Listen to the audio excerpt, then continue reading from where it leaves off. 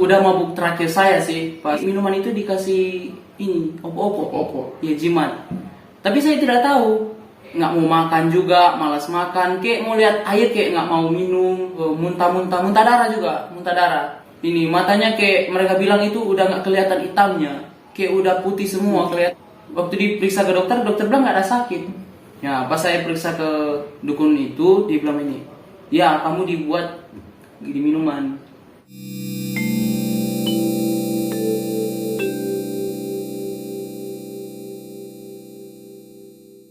Shalom, terima kasih sudah klik video ini. Saya Gabriel Barnabas Kawet dan selamat datang di channel Eirene Ministry. Eirene adalah kata dalam bahasa Yunani yang artinya dalam bahasa Indonesia adalah damai sejahtera. Kerinduan kami melalui channel ini, melalui konten-konten yang kami upload di channel ini dapat membuat kita semakin hari semakin menyadari bahwa damai sejahtera itu tidak dapat dibeli, karena damai sejahtera sejatinya adalah pemberian dari Tuhan itu sendiri. Makanya Tuhan Yesus berkata dalam Yohanes 14 di sana ayat yang ke-27, damai sejahtera ku tinggalkan bagimu, damai sejahtera ku berikan kepadamu, dan apa yang ku berikan tidak seperti yang diberikan oleh dunia kepadamu. Jangan gelisah dan gentar hatimu. Haleluya. Saat ini kita ada dalam program Ini Ceritaku, dan sudah ada bersama dengan saya seorang yang luar biasa sekali karena masih muda tapi udah kasih dirinya, udah dedikasikan dirinya buat melayani Tuhan. Itu kenapa saya pikir setiap kita, khususnya para anak-anak muda, harus menangkap pelajaran dari apa yang akan diceritakan oleh bro kita ini. Dia akan menceritakan bagaimana pengalamannya dengan Tuhan. Apa kabar bro? Puji Tuhan, baik. Silahkan perkenalkan dirinya nih buat viewers kita. Saya percaya ini khususnya kaum hawa nih yang masih jomblo pada nungguin siapa sebenarnya nama di balik wajah yang tampan ini. Shalom. Ya, shalom. Ya. Shalom. Perkenalkan, nama saya Dr. Haryadi Merentek. Ya, saya adalah mahasiswa STT Jakarta. Ya. Di sini saya akan Instagram itu pada nungguin tuh Instagramnya apakah Instagram saya Daud Merentek. Ya, itu aja. Jangan lupa follow. Nah, di sini saya akan menceritakan tentang kisah hidup saya ya. Dimana saya sebelum dipanggil Tuhan untuk datang ke STT IKAT. Ya. Dimana awal saya itu adalah seorang yang kalau bisa dibilang sih yang sangat jauh dengan Tuhan ya. Karena waktu itu saya pernah melakukan hal-hal yang tidak berkenan kepada Tuhan ya. Apalagi jangankan kepada orang-orang yang ada di sekitar kita ya, kepada Tuhan juga memang udah nggak layak. Di masa itu melakukan hal-hal yang memang gimana ya, seperti merokok, minum minuman keras ya. Sampai-sampai saya pernah berantem sama orang tua saya, cuman gara-gara nggak dikasih uang ya. Nah, di sini awal cerita itu di mana saya pernah mempunyai ini ya tim gitu ya, kayak kelompok-kelompok, perkumpulan teman-teman gitu. Remaja nakal bisa dibilang gitu, remaja nakal. Nah, di situ dimana malam, waktu itu malam ya. Dimana kan biasanya kan anak-anak muda itu kan waktu-waktu mereka untuk berkumpul bersama-sama itu kan di malam hari kan.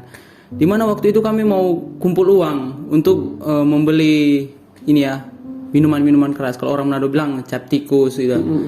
Oh, jadi kampung di Manado? Ya, kampung di Manado. Orang biasa juga aja bilang cap tikus, minuman yang panas tapi enak. Yeah. Nah, di situ saya coba ini. Di situ juga saya melakukan hal dosa juga sih. Dimana mereka bilang itu dosa di dalam dosa. Udah berbuat dosa tapi buat dosa lagi. Saya berbohong sama orang tua saya. Nah, dimana saya mau minta uang untuk beli. Nah, itu kok saya minta alasan itu buat beli bakso. Iya, beli bakso sama teman-teman saya. Tapi saya tidak beli bakso waktu itu. Saya cuma beli alkohol sama teman-teman saya. Berapa tuh, bro? Itu pas masuk SMA. Baru mau masuk SMA? Iya, pas waktu masuk SMA. Karena kan dulu kan saya waktu dari SD sampai SMP kan belum terlalu dibebaskan sama orang tua. Belum dikasih. Oh, jadi awal minum cap tikus itu SMA. Waktu masuk SMA? Iya, pas waktu masuk SMA. Ya, di situ saya menipu orang tua saya. Saya bilang mau beli bakso, padahal mau beli minuman keras, cap tikus. Nah, di situ saya dan teman-teman saya udah mulai mengumpulkan uang. Ya, di mana baku tambah. Iya, baku tambah. Orang Manado bilang baku tambah. Baku tombok. Nah, udah mulai di situ udah mulai beli apa semua yang dibeli, mau beli cap tikus kah, beli kalau ada di ini sih alkohol yang lain itu Kampion, Segaran, ya. Itu Semacam apa itu Kampion Segaran itu kita baru dengar itu apa? itu alkohol ya, minuman alkohol, tapi itu dari pabrik. Ya, jadi ini dapat menjelaskan nama-nama alkohol ini Iya. bukan supaya teman-teman beli, enggak, tapi menceritain pengalamannya supaya kalian Iya. nggak beli justru. Ya, saya sudah cuma ingin memberitahu nama-nama Nggak di endorse ini sama apa tadi? Apa namanya? yang mana ini? Lampion apa namanya? Oh, Kampion. Oh, Kampion nggak di endorse sama Kampion. Nggak. Iya nanti. Itu beda. Dikira kita dibayar sama Kampion. Iya, nggak ada. Ini saya cuma menceritakan sedikit aja ya, Iya. supaya kalian tidak mau beli karena itu barang-barang yang tidak berguna ya. Tapi saya Dan sudah buat yang udah beli Iya. supaya berhenti. ya berhenti karena tidak ada gunanya. Buat yang belum beli jangan beli. Buat yang udah pernah beli jangan beli. Jangan lagi. beli lagi. Ya itu. Ya pada waktu itu saya sudah mengumpulkan uang kan sama teman-teman untuk beli barang-barang tersebut. Dan pada satu saat itu pas ada acara, kalau di Manado itu bilang itu pengumpulan dana. Ya, ada misalnya pas itu kegiatan udah mau mulai kegiatan 17 Agustus. Ya. Kami minum di dekat pondok pengumpulan dana situ. Nah, di situ saya mabuk bersama teman-teman saya. Itu mabuk pertama kali tuh. Itu mabuk pertama kali. pertama kali. Nah, dan waktu mabuk itu kepalanya memang nggak kepikiran apa-apa. Kepalanya kayak kamu gantungin apa ya, batu besar. Iya. Jadi geleng sini. Makanya mereka lihat orang mabuk itu jalannya kayak gini. Karena beratnya bukan di badan tapi di kepala. Oh gitu. Iya. Makanya kepalanya kayak gini. Karena nggak ada berat di badan tapi di kepala beratnya. Nah waktu itu saya pernah dipanasin sama teman saya juga karena udah sama-sama mabuk kan. Nah di sini dia bilang, kok kamu di ngomongin kayak gini sama temanmu, kok kayak gini. Terus aku tanya, siapa dia? Oh orangnya ini. Nah di situ saya mulai panas karena kan kalau orang-orang minum cap tikus itu, ya karena gara alkohol itu mudah cepat panas. Nah, tapi pas saya tanya, Itu siang-siang. enggak malam kan waktu itu kan kami malam kan minumnya. Waktu kumpul-kumpul teman itu malam. Ya, kalau siang itu kebanyakan kerja mereka. Iya. Ya, saya coba tanya sama teman saya yang satu ini. Dia bilang kan, saya dipanas-panasin sama teman satu saya ini. Dibilang saya omongin kayak gini lah. Nah, dibilang kayak gini. Kamu kok diceritain sama orang ini kayak gini. Terus saya tanya, siapa dia? Oh ada ini. Nah, pas saya samperin orangnya, ternyata betul. Dia ngomongin saya, oh kayak gini. Ini posisi mabuk ini. Iya, sementara posisi ini mabuk. Nah, terus saya nggak kepikiran ya, namanya juga orang mabuk ya, udah nggak berpikir panjang. Apa yang dipikiran, apa yang masuk dalam otak itu langsung dilakukan, nggak pakai pikiran-pikiran yang mana yang bagus, itu mana yang buruk. Nah, di sini saya udah berpikir saya mau hajar dia. Nah, pas saya berpikiran saya mau pukul dia, ya dari depan saya juga dia, pas dia datang di depan saya, langsung saya hajar. Ya, dua-dua masuk di got, di serokan tempat air comberan. Dia mabuk juga posisi. Enggak, dia enggak mabuk. Ya, saya yang mabuk karena kan udah enggak kekontrol. Ya di situ saya berkelahi. Ya kami berdua berkelahi sampai datang ini kakak saya. Ya, dia juga ini mahasiswa STT IKAT juga di sini. Namanya Kak Brando. Ya, Kak Brando. Ya, dia bilang kayak gini, "Kamu kenapa?" "Enggak. Saya cuma ada masalah aja sama dia. Kenapa kamu ikut campur?" Saya bilang begitu sama dia. "Woi, yang suruh kamu mabuk-mabuk kayak gini siapa?" Nah, terus saya bilang, sekolah bahasa Manado ini, mau campur-campur di bahasa Manado ini. Nah, terus dia bilang ini, siapa yang suruh kamu minum minuman kayak gini? Nah, terus aku bilang, ya suka-suka aku lah, hidup aku, kenapa kami atur? Nah, saya bilang kayak gitu sama dia. Nah, terus saya ditampar sama dia. Ya, pas saya ditampar, saya kabur waktu itu. Nah, pas saya kabur, saya tidak tahu saya kalau udah di mana. Ternyata saya udah dibawa di rumahnya teman saya. Ya. Oh. Saya karena udah nggak tahu apa-apa, saya dibawa ke rumahnya teman saya. Ya di situ saya kayak nggak bisa kekontrol gitu, nggak bisa kontrol pikiran saya mau apa ini. Nah, saya aja berdiri di depan pintu ini jatuh, karena udah nggak bisa nahan badannya. Karena mabuk pertama kali. Iya, karena mabuk pertama kali, jadi belum bisa kekontrol. Ya, dimulai dari situ ditanya-tanya sama teman saya. Di situ juga mereka bilang saya sempat dibully pas saya mabuk itu, karena kan saya sudah tidak tahu apa-apa. Ya pas mereka tanya, kamu kayak gini. Nah, saya juga pernah bilang sama mereka, teman pacar saya itu saya suka. Di situ mereka bilang mabuk itu tapi jujur. Jadi mabuk itu bikin orang jadi jujur. Mabuk itu bikin orang jadi jujur. Jadi waktu mabuk kamu bilang kalau kamu suka sama pacar sama kamu. Iya, waktu saya mabuk saya bilang kayak gitu. Terus ini disebar sama teman-teman saya yang lain, lah bikin malu loh kayak gini. Iya, dia bilang saya suka sama teman saya sendiri ya, karena mungkin saya sudah bilang kayak gitu ya, tapi pikiran saya nggak ada tujuan loh mau bilang kayak gitu, cuman apa yang di dalam pikiran saya itu langsung ke ini, nggak pakai pikir-pikir lagi panjang. Saya mau ngomong kayak gini, saya mau ngomong sini. Nah, diri saya sendiri saya bikin malu gara-gara itu barang-barang itu. Sampai-sampai teman saya pacar teman saya bilang saya suka sama dia. Sampai bilang ini, ya udah aku putusin pacarku, kamu jadian sama dia. Terus aku bilang aku bilang kayak gini kan, saya kan tidak ini, maksudnya tidak nggak ingat lagi. Terus mereka bilang kayak gini, ya udah ambil aja, dia kan bukan pacarku lagi, udah pacarmu. Tapi mereka ini cuman bercanda loh, kayak cuman ngebully aku pas di saat saya mabuk aja, karena udah tidak ada pikiran apa-apa. Nah, pas itu juga saya muntah, bangun pagi saya muntah. Ya, muntah karena alkohol yang di dalam tubuh itu keluar semua. Tapi saya udah berapa kali muntah juga di kaki-kaki teman saya. Tapi saya tidak sadar, pas bangun paginya mereka bilang ini, bersihin apa ini bersihin. Terus aku tanya, ini apa? Ya muntah mula, masa muntah siapa, mana ada aku muntah. Ya kan kamu nggak ingat kalau kamu itu muntah. Oh ya udah, saya bersihin. Nah, pas waktu itu pas kena kelas 2 SMA ya, kalau nggak salah kelas 2 SMA ya, dimana saya minum juga sama teman-teman saya, tapi saya tidak tahu kalau di dalam minuman itu udah dikasih kayak kalau orang Manado bilang itu opo-opo. Ya, kalau orang Manado bilang opo-opo. Jadi itu bukan mabuk pertamanya Daud ya? Iya. Maksudnya setelah itu bukan mabuk terakhirnya Daud. Setelah itu masih tetap mabuk. Iya, masih udah tetap tahu mabuk itu bikin Daud justru jadi rusak gitu lah kan. Rusak sama teman-teman, pukul-pukulan, hampir dipukul kakak juga. Tapi itu nggak meninggalkan rasa kapok. Iya. Tapi masih malah minum lagi. Ya, jadi gimana habis cap tikus itu dikasih opo-opo? Opo-opo itu kayak jimat lah ya. Iya, kalau orang Manado itu opo-opo itu jimat. Tapi kalau jimat kan biasanya bisa dipakai untuk kekebalan tubuh ya kan, supaya kuat berantem itu, baik kelihatan ganteng. Nah, opo-opo ini bisa juga untuk ngantet orang, melet orang, bikin orang sakit gitu kira-kira. Ya. Itu udah mabuk terakhir saya sih, pas saya mabuk sama teman-teman saya, tapi minuman itu dikasih ini opo-opo. Ya, jimat. Tapi saya tidak tahu. Mungkin mulai beberapa hari ya, berjalannya beberapa hari itu mungkin saya udah merasakan sakitnya. Misalnya saya ikut kerja dengan teman saya udah merasa kayak cepat capek. Tapi kayak itu waktu kelas berapa? Kelas 2 SMA. Kelas 2 SMA. Oh, minum pertama sebelum masuk SMA. Minum yang terakhir saya berakhir pas kelas 3 SMA. Oh, oke. Yeah. Tapi di kelas 2 SMA itu ada sesuatu yang terjadi tuh? Masih ada. Gimana tuh? Ya, itu yang terjadi gara-gara ada orang yang memasuki opo-opo di dalam minuman saya. Di mana ini? Aku itu waktu itu nggak sadar ya.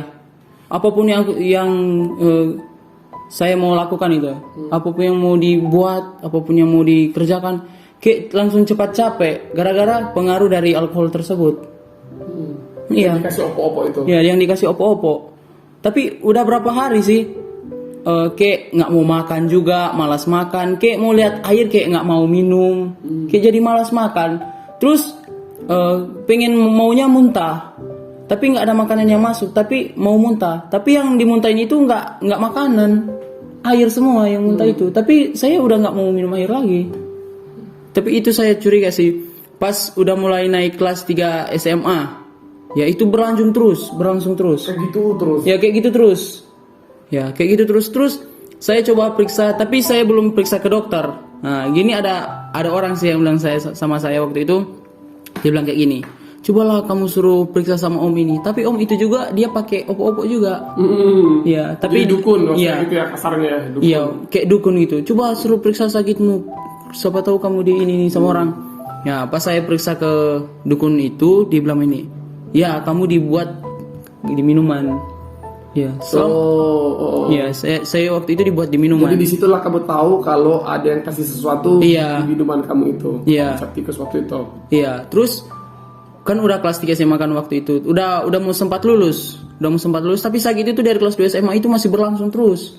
Masih kayak nggak mau makan, nggak mau minum. Jadi udah datang ke dukun masih tetap juga. Iya, udah datang ke dukun masih tetap juga. Terus ada yang ini, kakakku kan waktu itu kan pembina pemuda remaja. Nah, terus dia bilang ini, coba suruh doain ke bapak penatuanya. Dia bilang, saya kan gereja Gamim, jadi di situ kan ada penatua pemuda. Dia bilang ini, coba suruh doain sama pemuda, ketua penatua pemuda. Ya, waktu itu saya udah sakit. Nah, sakit saya itu waktu itu muntah darah juga, muntah darah.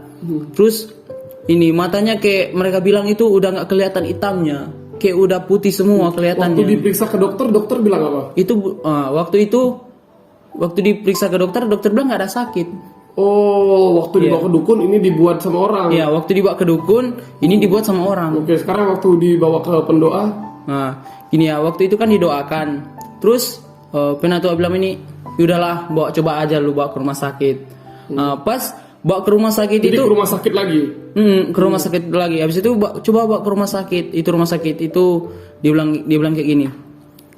Dek, dia bilang sama keluarga saya juga, dia bilang nih, adek ini nggak ada sakit, masa? Iya, tapi kenapa saya muntah darah? Saya bilang kayak gitu. Sama keluarga saya juga mempertanyakan itu, kenapa sampai muntah darah, terus kenapa nggak ada sakit? Terus kayak ini, nggak tahu juga ini bu, kenapa nggak sampai ini ada sakit, tapi udah muntah-muntah. Ya udah par, terus badanku itu udah kurus. Terus saran kakakku ya waktu itu kan, dia juga kan pernah sakit kayak gitu juga. Terus dia dibawa ke ada kakek-kakek sih, tapi dia bukan dukun. Ya itu kakek-kakek itu dia GPDI. Dia ikut persekutuan kayak tim doa gitu. Nah, itu kakek itu dia persekutuan tim doa, terus dibawa ke situ. Ya saya dibawa ke situ. Oh, terus, jadi waktu pendoa tadi suruh kamu ke rumah sakit lagi, terus saya bilang nggak ada sakit. Ya. Kedua kalinya ke rumah sakit. Ya udah dua kalinya. Oh, jadi habis dari situ kakak kamu rekomendasikan untuk ke kakek itu. Ke kakek itu tim doa, bukan dukun ya, tim doa. Sebelum sampai ke rumahnya dia udah tahu. Dia udah tahu kalau kami itu mau ke sana. Ya, rumahnya kan pas dekat rumah sakit. Ya, pas kami udah masuk ke halaman rumahnya dia udah keluar. Dia kayak gini, iya saya sudah tahu kalian kesini. Karena sudah ada yang ngabari atau? Belum. Oh, jadi dia tahu kayak gitu. Iya, pas sebelum kami ke sana itu kakakku kan ikut sama aku waktu itu. Dia bilang, "Ini udah kita ke kakek ini aja." Ya, pas kami ke sana, pas dia udah tunggu di halaman rumahnya. Dia bilang, "Nih, saya sudah tahu kalau kalian itu mau ke sini." Kok bisa tahu gitu loh. Nah, terus waktu itu udah saya dudukan. Terus didoakan, pernah diceritakan dulu kenapa sampai sakit kayak gini. Nah, waktu itu saya belum tahu itu. Kalau saya itu dibuat sama orang. Oh, belum tahu. Belum tahu. Nanti kasih tahu sama kakek itu. Oh, jadi yang waktu dukun bilang itu kamu dibuat sama orang? Hah? Kan sebelumnya kan ada dukun bilang kamu... Dia cuman kayak kalau dukun di situ kan kayak punya gelas gitu kan. Gelas itu dikasih cengkeh sama apa namanya? Air sama jahe. Nah, terus dia bilang kalau misalnya cengkeh kan ngembang kan. Cengkeh kan ngembang terus ngambang. Iya. Ngambang kan, terus cengkeh itu nggak ngambang.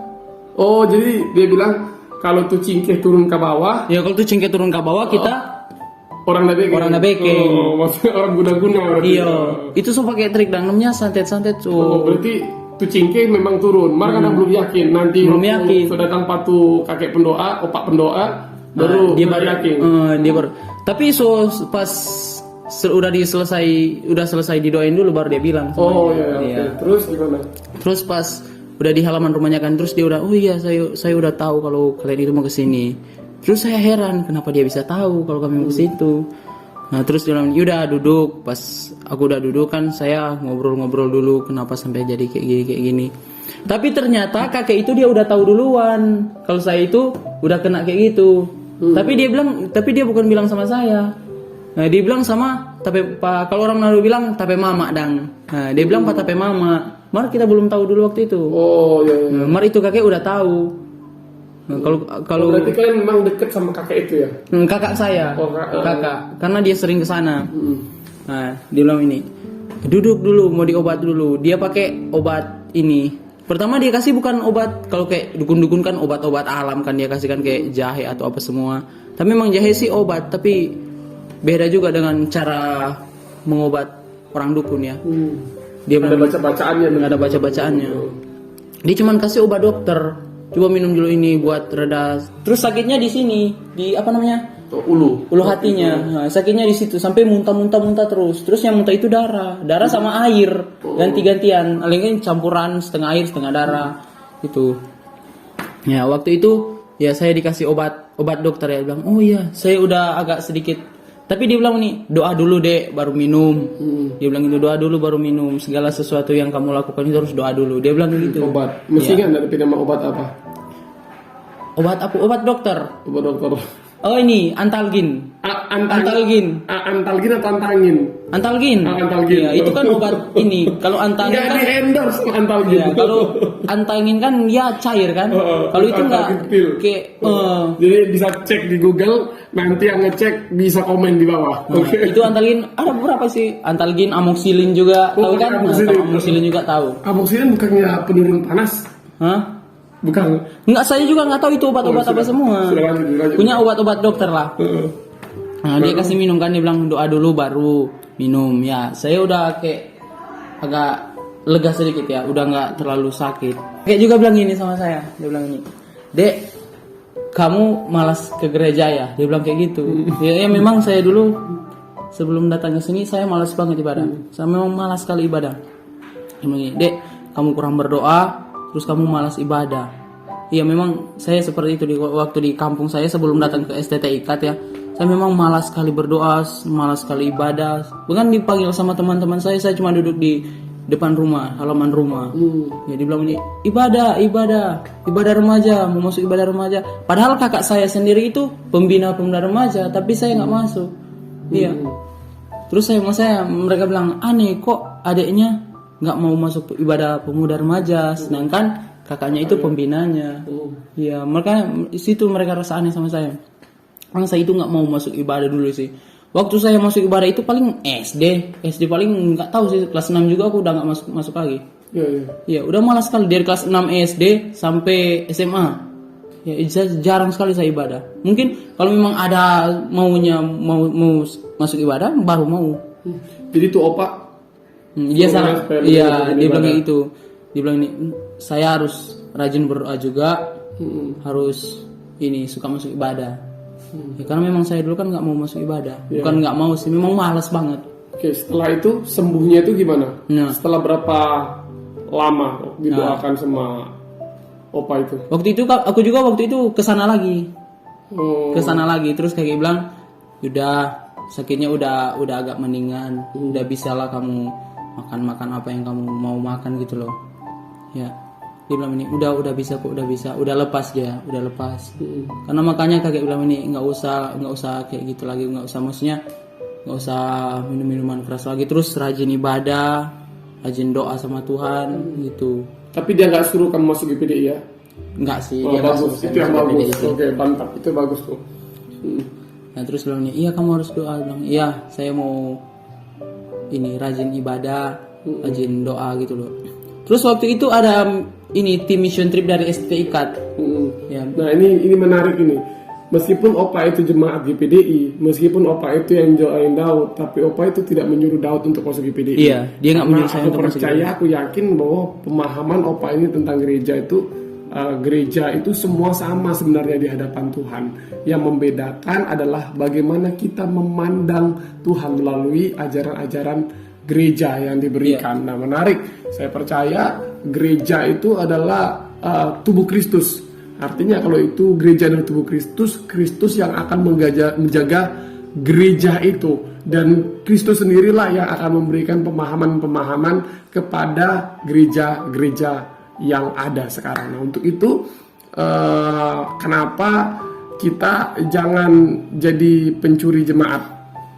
Ambil 5 hari ini pindah ke sini, ambil 5 ini. Tapi menarik ini menurut saya adalah hal yang harus saya tekankan juga dalam hal ini, bahwa itu opa nggak tarik kamu ke GPDI, tapi dia menghargai, menyuruh kamu justru untuk datang ke tempat ibadah di mana kamu biasa beribadah, gereja Genim.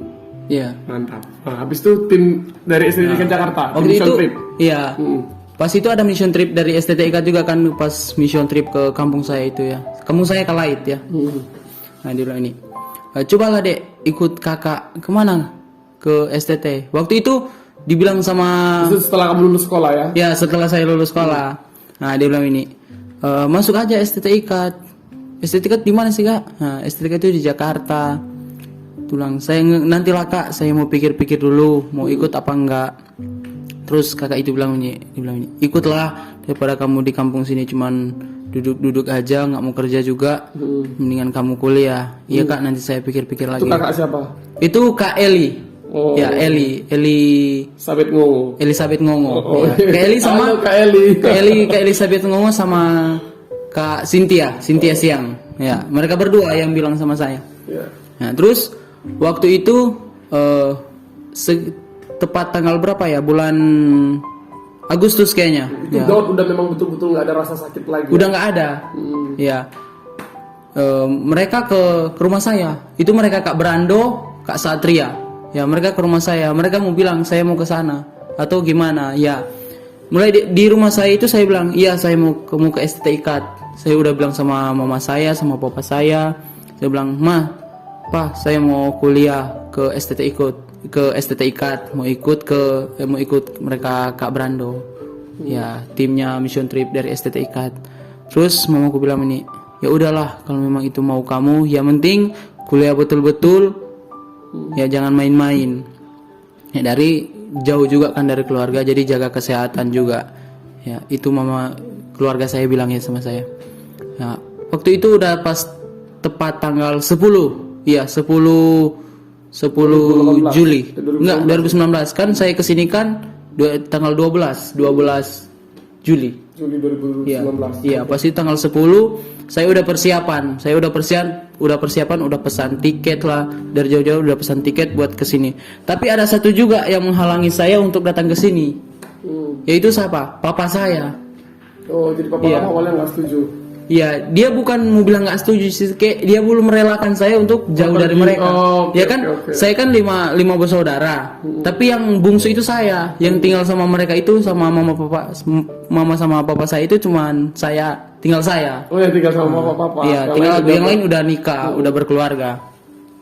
Nah di situ yang menghalangi saya untuk datang ke sini itu papa saya. Ya di situ saya bergumul, saya bilang ini, ya Tuhan, gimana ya buat yakini papa saya, ya gitu saya bilang gitu, buat saya datang ke STT IKAT. Saya bergumul, ya. Nah saya berdoa sama Kak Brando, ya kan sering ke rumah saya kan, ya saya berdoa sama Kak Brando. Dia bilang ini, yaudah dek kita doa aja dulu, ya kita minta jalan dari Tuhan supaya kamu bisa ke STT IKAT. Ya waktu itu kami doa. Pas besoknya saya cari papa saya. Ya, saya cari papa saya mau bilang sama papa saya buat saya mau ke sini ke STT IKAT. Terus tapi papa saya nggak tahu kemana. Nah, papa saya itu kabur. Tapi kaburnya bukan kabur kemana, dia kabur ke kebun. Karena apa? Dia nggak mau lihat saya. Dia bilang kayak gitu. Dia kayak udah ada kekecewaan gitu loh. Karena udah nggak mau jauh dari saya. Saya cari papa saya. Ini kru Irene Ministry udah ketawa-ketawa. Iya, iya emang begitu, emang kenyataannya. Ya karena ini kesaksian yang maksudnya mengajarkan saya juga ya, bukan mungkin saudara-saudara juga yang menonton video ini punya kesaksiannya sendiri. Nah di sini saya mencari papa saya, terus ternyata dia sembunyi di kebun, di sawah kami. Ya, kami kan punya sawah di sana kan, dia sembunyi di situ. Dia cuma dia kasih makan ikan, kasih makan.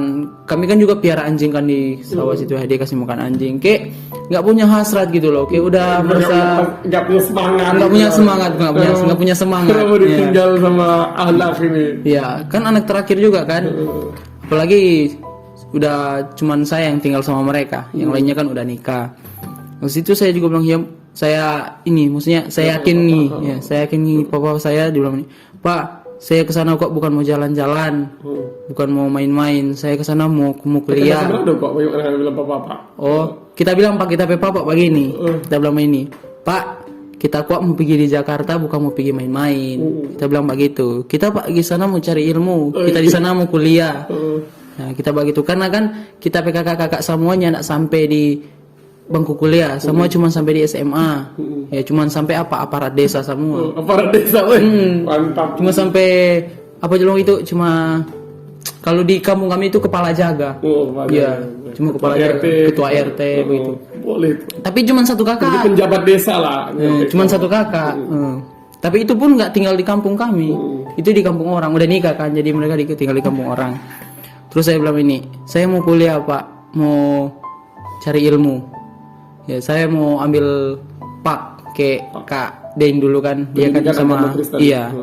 Kayak Kak Satria. Siapa tahu kita mau jadi guru, kita bilang mau itu tapi papa. Kon tapi ulang ini Pigi Jo.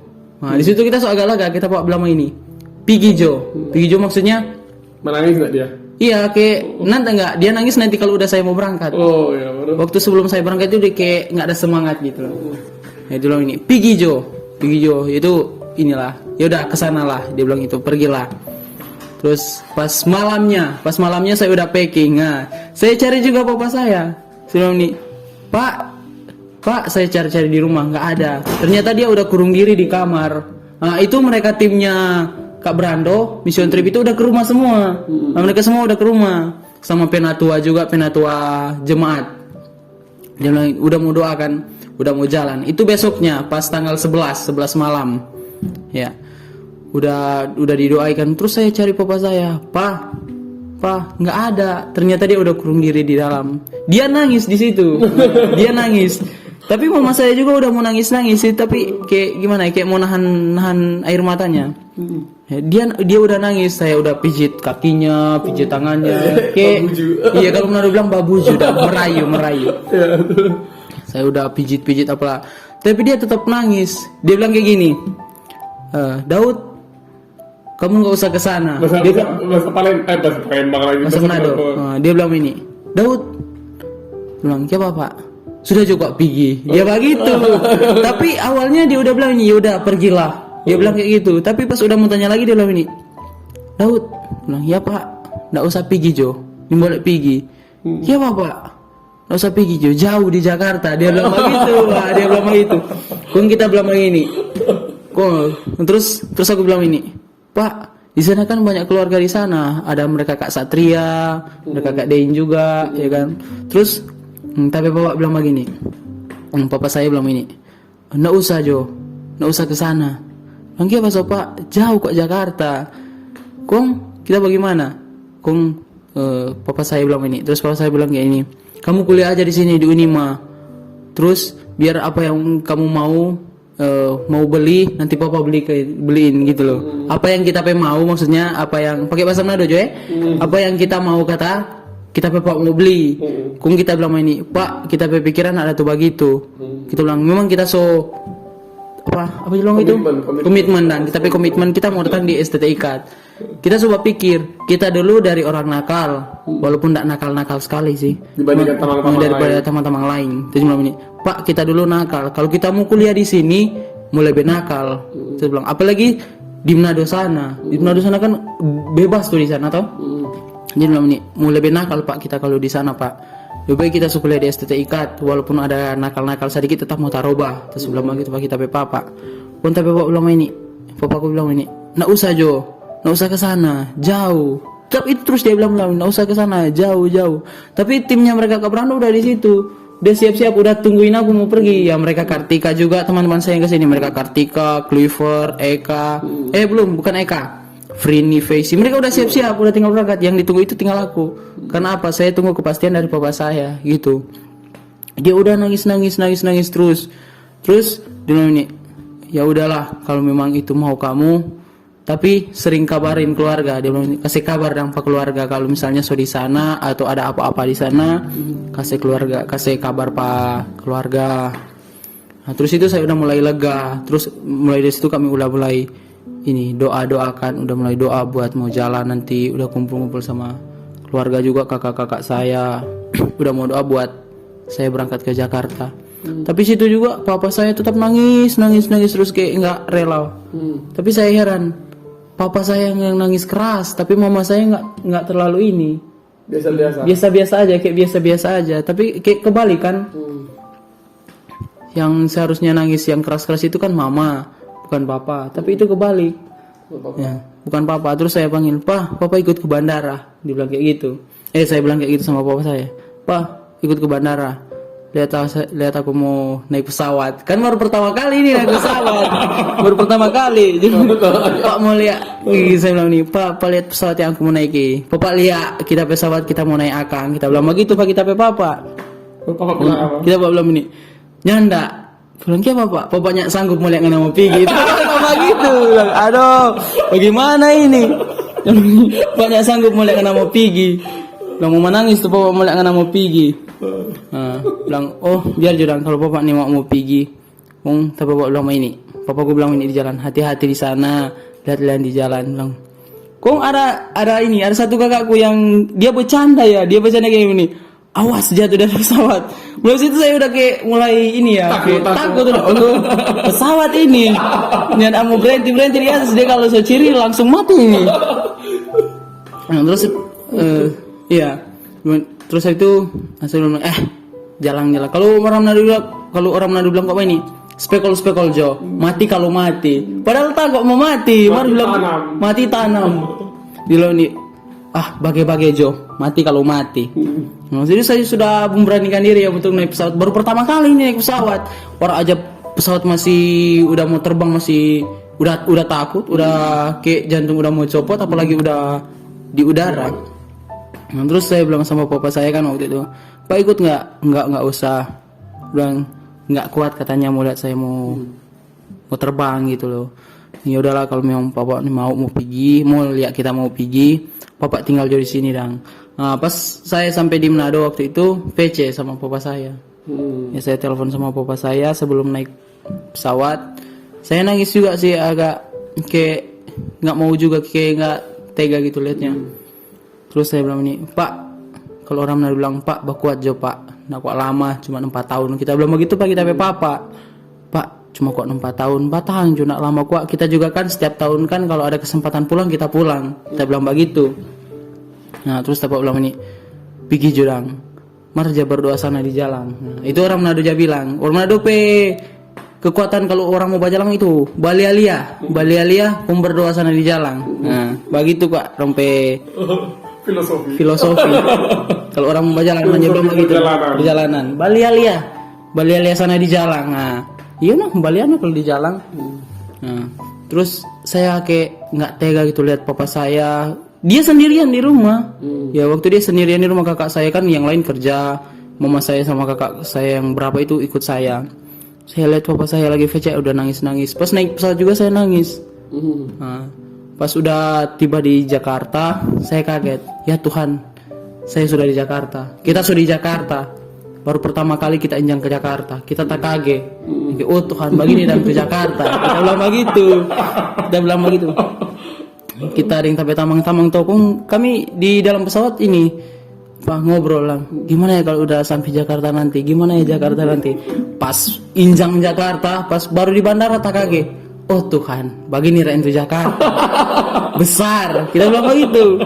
Tuhan besar itu Jakarta. Mau hilang kuat orang kalau di sini mau jalan sendiri ya. Iyo, kita bilang begitu Pak. Kita tamang-tamang Pak Kartika, Pak Cliver. Kita bilang begitu pada orang. Oh Tuhan, mau hilang kita di Jakarta ini. Nah, pas untung ada Kak Satria. Kak Satria kan udah biasa kan kesana kesini naik pesawat. Nah, kami ikut sama Kak Satria. Terus saya bilang saya sama teman-teman saya, jangan jauh-jauh kok ngoni. Kenapa? Ngoni tas sendiri mau hilang gitu. Jangan jauh-jauh. Nah, oh iyo, mereka terus terang. 1-2 orang balewat orang nak kenal dan kan misalnya kami itu banyak orang toh. 1-2 orang balambung mesti usahakan ulang. Mesti usahakan mereka tulang. Ini mau tertinggal 1-2 orang. Kenapa? Mau hilang kata orang gitu. Ini kan belum terlalu ini. Baru pertama kali yang Jakarta. Habis itu kami sun grab udah pas mau datang ke STT Ikat. Nah, pas datang STT Ikat, pas tiba di STT Ikat, tak kaget. Orang Manado bilang tak kaget dang. Kenapa? Pikir dari kampung STT itu besar sekali. Maksudnya kampusnya kayak kampus universitas gitu kan. Dan kampusnya besar. Tapi pas tiba di depan kampus STT Ikat, kaget. Ya ampun, kampusnya ternyata kayak gini, masih sementara renovasi. Ya pas saya masuk ke dalam saya bilang ya ampun, masih ada tembok-tembok yang masih ada sisa-sisa besinya ya kayak udah mau jatuh atau masih sementara diperbaiki. Nah, saya daftar mau bilang ambil prodi apa, ya saya ambil PAK, kan saya bilang sama keluarga saya mau ambil PAK. Ya, walaupun dalam perjalanan kuliah saya kayak ada panggilan buat pindah sih, ya buat teologi. Iya. Tapi saya bilang udahlah, udah terlambat buat pindah teologi, udah terlambat. Tapi saya ini mengambil keputusan buat terus S2. Ya kalau misalnya Tuhan memang masih memberikan saya kesempatan, saya ambil S2. Mantap. Ya, tapi saya ambil S2 bukan PAK lagi. Tapi saya ambil S2 kalau memang Tuhan mengizinkan, memang ada ini dari Tuhan. Mau ambil ekonomi. Bukan apa? Teologi. Teologi. Saya juga mau mengembalakan. Amin. Luar biasa. Belajar dan mengembalakan. Dari cerita ini kita banyak sekali seharusnya pelajaran yang kita bisa ambil. Jadi sangat disayangkan kalau kita menonton video ini hanya 10 menit awal atau 15 menit awal, tidak sampai akhir, karena luar biasa sekali dari sejarah perjalanan iman seorang Daud ini. Bukan Daud yang di Alkitab nih, tapi Daud yang hidup di zaman ini. Dan saya percaya adalah Daud yang akan melakukan satu perkara-perkara yang luar biasa bersama Tuhan di abad ini, di zaman ini juga. Nah, mulai dari Daud yang awalnya tuh sebenarnya nggak kenal dunia mabuk-mabukan, tapi pas masuk SMA dia jatuh di situ, dia mulai suka mabuk, merokok, atau mungkin balen nggak pernah, komik gitu kan, kenakalan seperti itu. Akhirnya Tuhan ubahkan dia melalui satu situasi yang seharusnya buat dia kecewa sama Tuhan, tapi kita lihat di sana dia tidak kecewa dengan Tuhan, tapi ada hamba Tuhan yang dikirimkan melalui seorang anggota dari tim doa, doakan Daud, dan dia disembuhkan luar biasa sekali. Rencana Tuhan dalam hidupnya, Tuhan bawa tim mission trip dari Jakarta, tim mission trip STT IKAT, untuk ternyata maksudnya adalah untuk membawa orang-orang buat melayani Tuhan dengan diperlengkapi dulu di sekolah ini. Awalnya kecewa, tapi pada akhirnya justru sukacita, karena melalui itu semua ada maksud baik yang luar biasa Tuhan kerjakan dalam hidup Daud.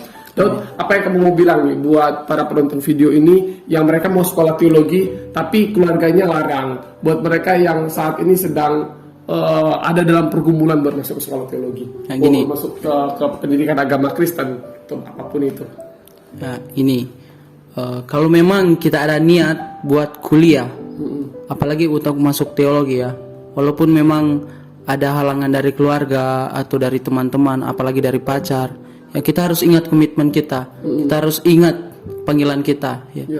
Karena kita dipanggil buat untuk main-main, tapi kita dipanggil untuk memilih atau memanggil setiap orang-orang yang belum percaya kepada Tuhan. Ya, itu artinya Daud mau bilang sebenarnya prioritaskan Tuhan. Ya, prioritaskan Tuhan. Utamakan Tuhan. Utamakan Tuhan dalam setiap kehidupan kita. Ada hal-hal yang berusaha buat kita gagal dalam prioritaskan Tuhan, tapi kita harus bangkit. Harus utamakan Tuhan yang tentunya selalu menyertai kita. Amin. Amin. Amin. Puji Tuhan. Daud, kamu berdoa dong buat para penonton video kita. Ya, mari kita berdoa.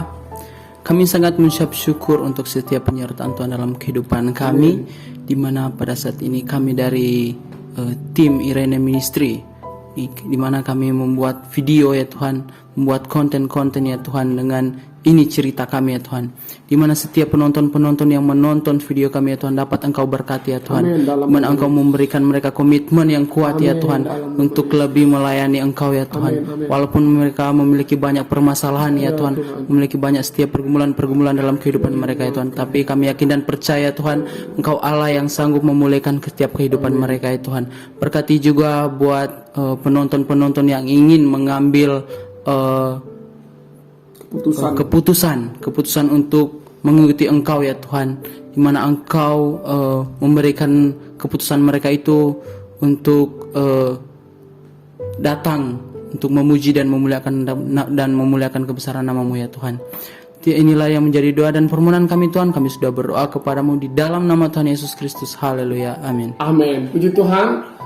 Terima kasih Daud sudah hadir di konten ini ceritaku. Dan buat teman-teman, buat saudara-saudara yang menyaksikan video ini, Jangan lupa untuk tekan tombol like-nya, jangan lupa untuk komen di bawah, kasih masukan ke kami, dan yang paling penting jangan lupa share video ini, bagikan video ini agar semakin banyak orang yang menerima berkat dari Tuhan melalui cerita Daud. Dan tentunya buat yang belum subscribe atau subrek dong, sebagai bentuk support teman-teman buat kami semua, buat tim Irene Ministry untuk upload video-video terbaru lainnya yang tentunya untuk mengedukasi kita, yang tentunya untuk membuat kita semakin yakin bahwa tidak ada damai sejahtera di luar Kristus, bahwa damai sejahtera hanya Yesus yang dapat memberikannya. Tuhan Yesus memberkati semuanya. Shalom.